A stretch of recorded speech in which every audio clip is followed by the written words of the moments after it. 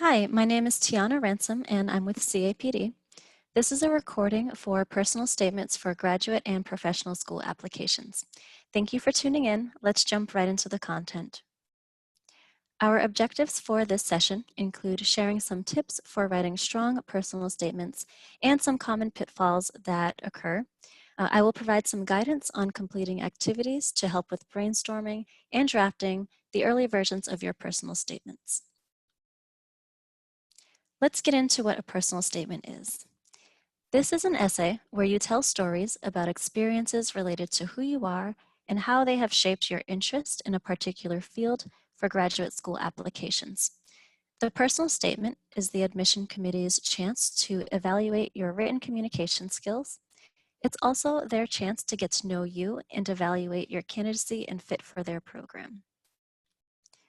There are also statements of purpose that you can write for some grad school applications.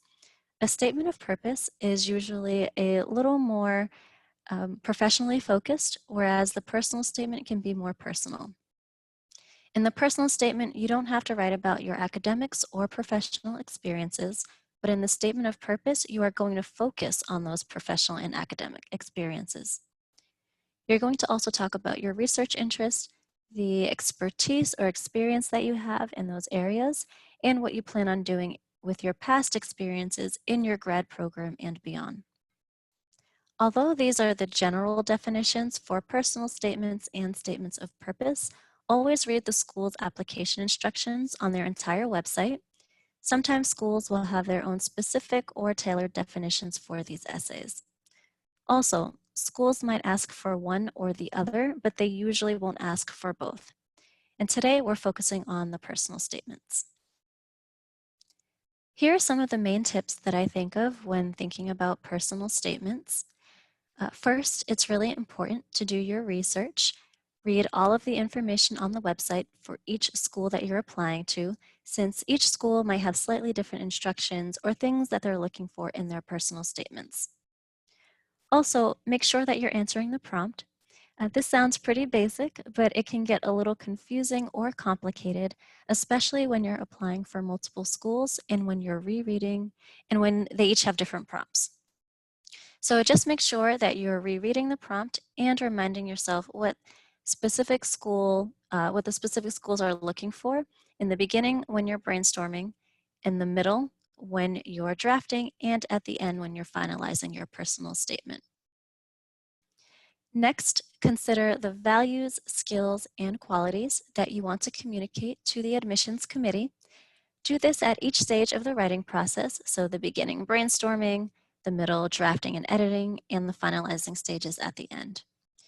Doing this step will help with some of the other tips that are below, such as helping with your theme and analyzing your story. For the theme, think about what theme you want to have for your personal statement that involves your values, skills, and qualities, and that involves the story that you decided to tell in your essay. Having this theme will help you to organize your writing, and this will create an essay that flows, is cohesive and organized, and makes sense to the reader. Themes can be anything. For example, this can include an experience from your past, a hobby that you have, a story of growth or a lesson that you learned through an experience. It can be about overcoming an obstacle or an achievement that you're really proud of. Because personal statements don't have to be stories around your academics or your professional experiences, feel free to explore a little bit and think about what stories you might want to share. Something that I see sometimes is that students wait until the middle or the end of the personal statement to explain the theme or have it come out in the essay. When writing, try to introduce your theme early on and preferably in the introduction. This will help with organizing your essay, and it will help to give the reader a roadmap of what to look for when they're reading your statement. And this makes it easier for the reader. So of course, you're writing this essay to gain admission into their program, but as they're reading your personal statement and understanding your theme, the reader is really getting a sense of why this program, why you, and why this is the right time for you to join their program. In addition to developing a theme and writing your stories, you don't only want to describe the story, but you also want to analyze your story and explain why you're telling the story and why the story matters for admission into their program. Basically, this is the so what piece of why you're writing this statement and why you're telling this particular story. This can connect back to your values, skills, and qualities, and you can tie those in through this analysis part of your essay. Typically, when you're writing your personal statement, the beginning part of your paragraph will include the description and storytelling part, and then the second half of that paragraph will include the analysis portion. Finally, you'll want to include why that specific school, degree, and why now. You can typically include this part in the conclusion, but feel free to weave this throughout the essay and even in the introduction. Again, doing this early on helps to give the reader a guide or a map to what you're writing about.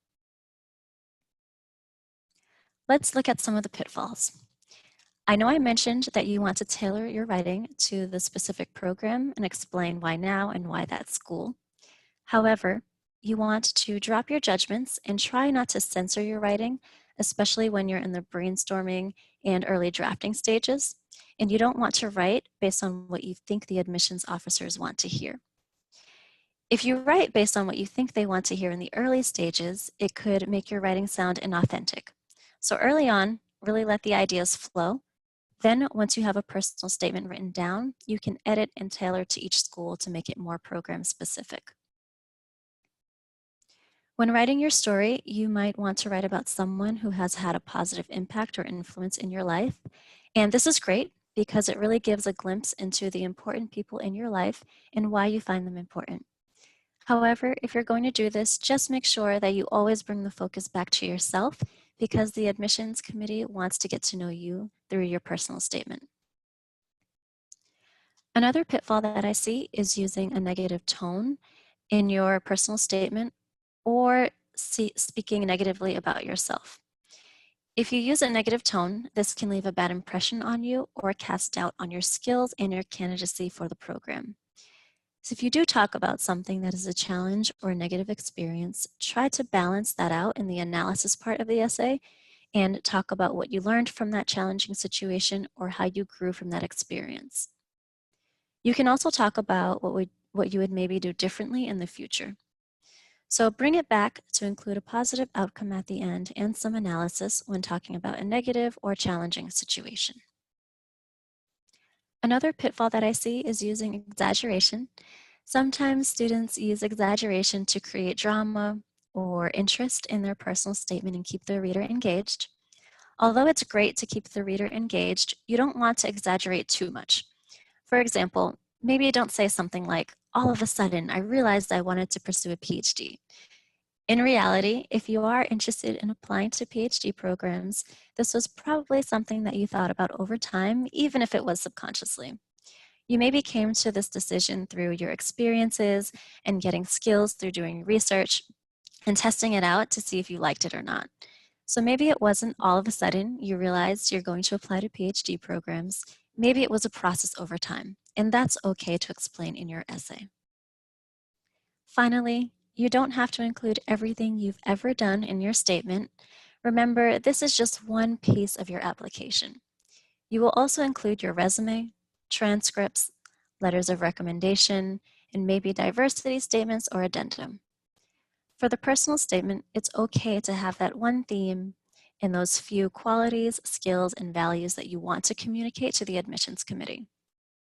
Doing this deep dive will allow the essay to supplement all of the other application materials that you submit and will create an even more holistic and well-rounded picture of who you are as an individual. Now let's look at an example of a first draft and a fourth draft of a personal statement that I worked on with a former MIT student who has since graduated and has gone on to grad school. So please pause the video and read through the first and the fourth draft. While you read the first draft, try to think about any pitfalls that you see and how you would recommend the student improve their personal statement for the next round. When you read the fourth draft, think about what and how the draft improved. So please pause the recording now. All right, thank you for pausing and reading through the statements. So in this first draft, using a negative tone is the pitfall that I see. And then in the fourth draft, the writer improved by describing a personal situation and adding in analysis that helped to fix the negative tone. This change also highlights their values and qualities, especially around empathy and personal growth.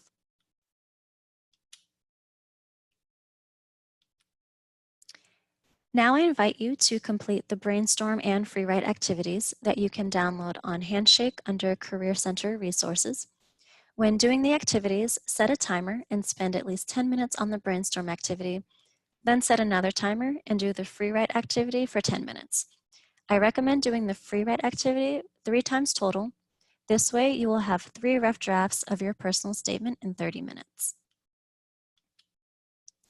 And for next steps, continue to brainstorm, write, and edit. Remember, writing is a process and it takes time. You can sign up for appointments on Handshake with any counselor at CAPD, and also check out the Writing and Communication Center and the Communication Lab's resources. Thank you for tuning in, and good luck with your graduate and professional school applications.